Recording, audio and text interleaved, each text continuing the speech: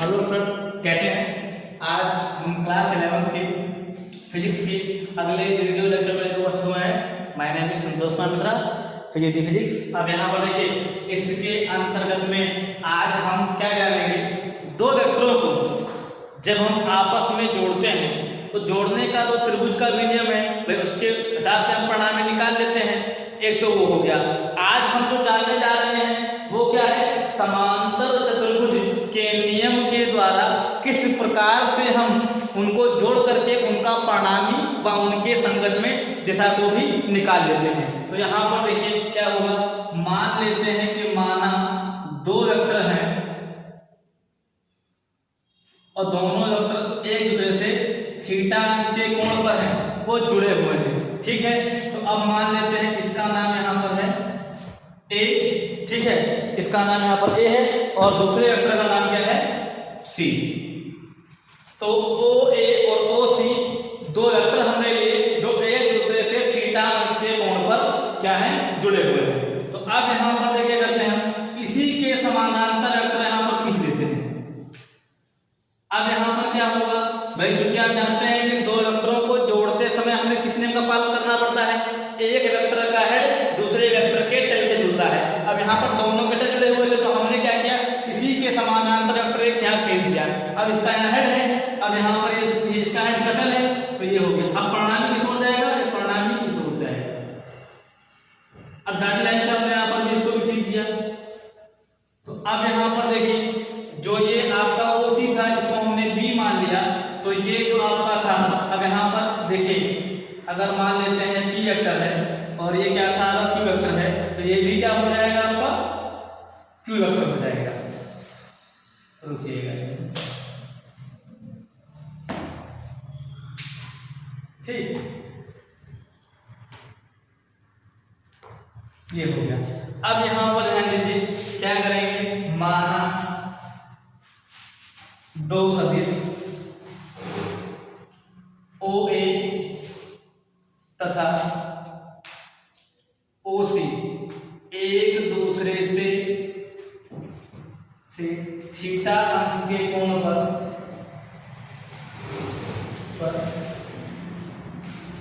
जुड़े हैं। ठीक है, ये मान लिया। अब बाकी भाषा लिखूंगा, उसको समझते हुए चलिएगा। हमने क्या किया, इसके समानांतर वेक्टर के खींच लिया। अब इसके लिए क्या करते हैं, देखिए यहां से हम क्या करते हैं, ओ ए को थोड़ा बढ़ा लेते हैं। ओ ए को हमने बढ़ा दिया और बी से इस पर लंब डाल दिया, तो बी क्या है, लंब। तो यहां पर क्या करते हैं, जुड़े हैं तथा ओसी के समानांतर एक वेक्टर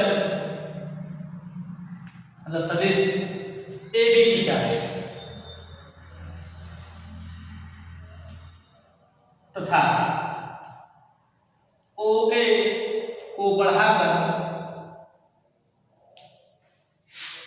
ओ एन कर दिया, ओ एन बढ़ाकर ओ एन किया गया तथा जिस पर बी एन लंब डाला गया।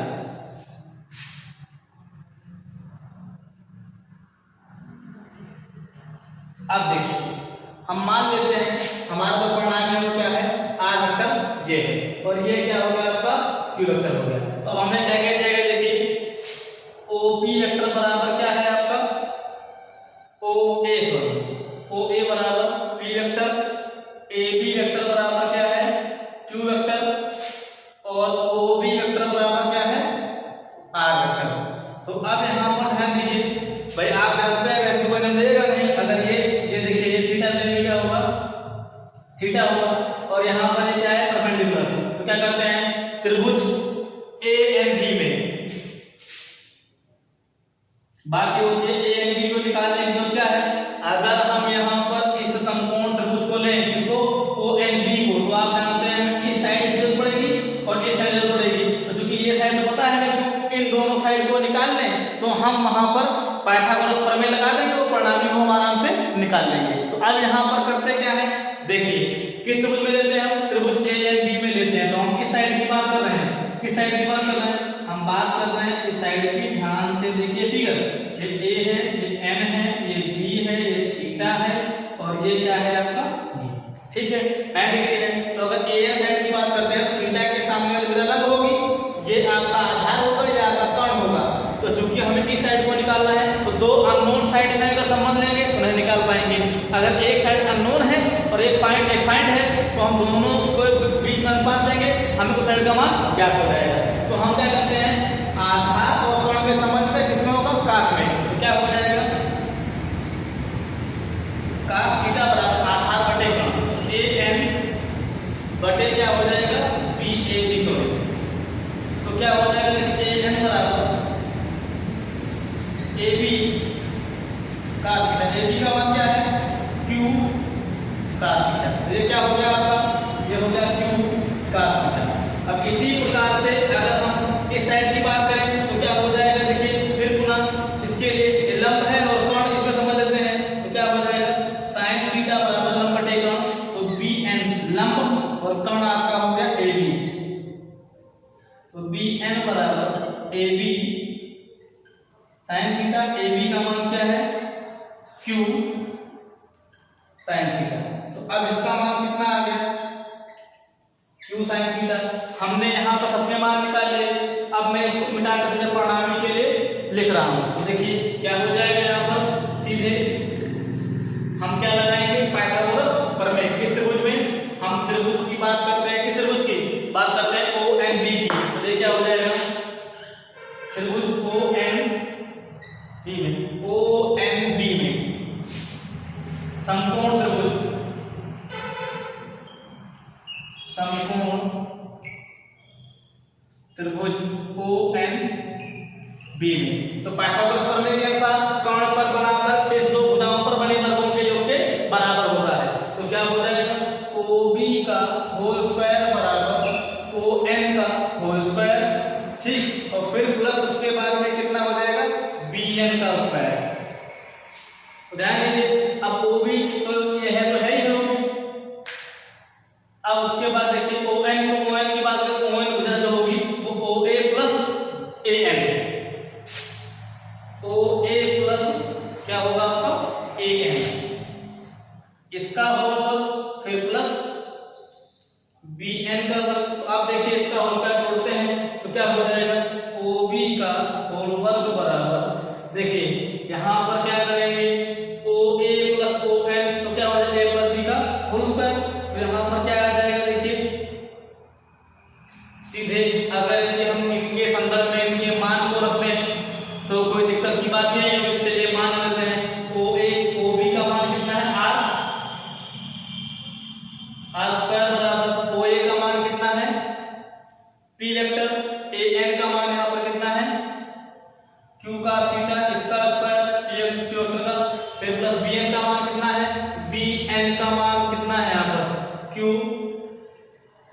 sin थीटा का होल स्क्वायर। ये हो गया। अब देखिए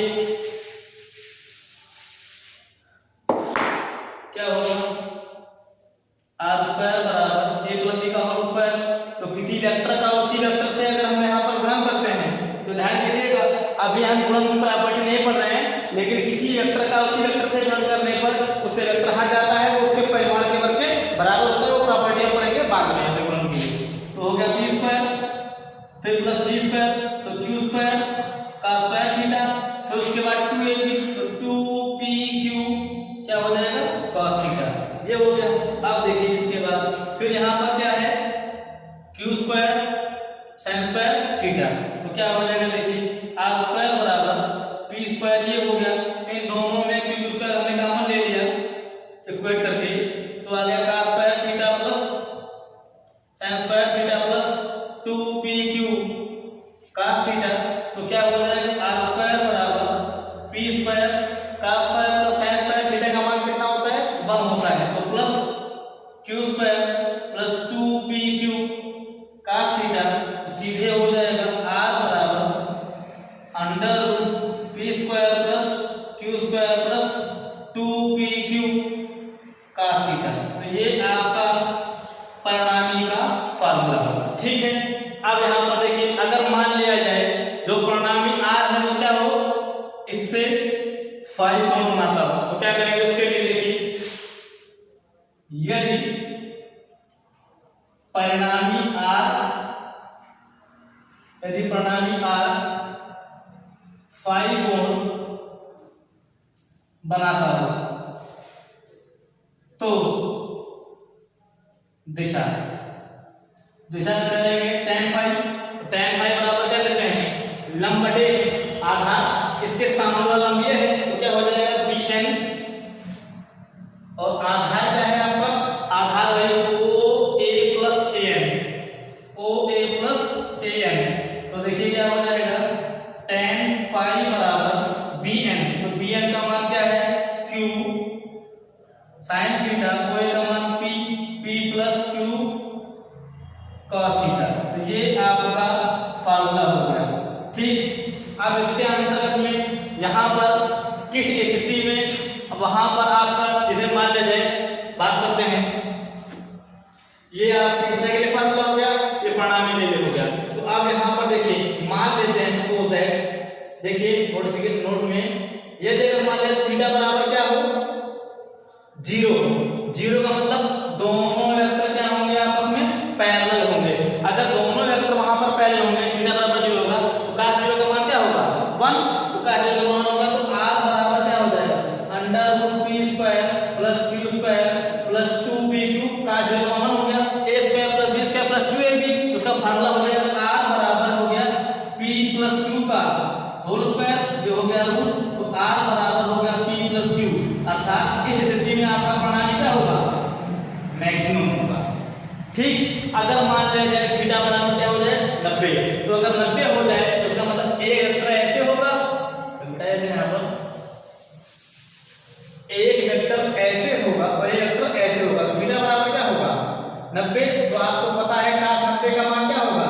0, तो परिणामी r बराबर हो जाएगा सीधे आपका r बराबर p² प्लस q², बाकी उसका मान 0 हो गया, तो ये आपका हो जाएगा। ठीक, जैसे अगर मान लिया जाए दोनों के बीच में क्या हो जाए? थीटा बराबर 180 हो जाए, ये वेक्टर इधर होगा, थीटा बराबर कितना होगा?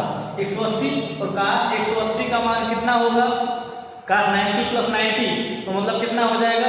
माइनस साइन 90, तो माइनस साइन 90 मतलब -1, अगर -1 हो जाएगा तो क्या हो जाएगा? r के लिए परिणामी r के लिए r बराबर p² प्लस q², फिर यहाँ पर प्लस 2pq, cos इसका मान -1 हो गया, तो r बराबर हो गया √p² plus q² minus 2pq, तो आप जानते हैं a² plus b² minus b formula होता है a - b का होल स्क्वायर, तो r बराबर हो गया यहाँ पर p माइनस q का होल स्क्वायर, तो सीधे हो गया r बराबर pq, अर्थात ये हो गया कि यदि अगर दोनों वेक्टरों के परिणामी r के मैक्सिमम की बात की जाए तो इसका मतलब उनके बीच में थीटा का मान 0, अर्थात दोनों वेक्टर क्या होंगे? समानांतर होंगे।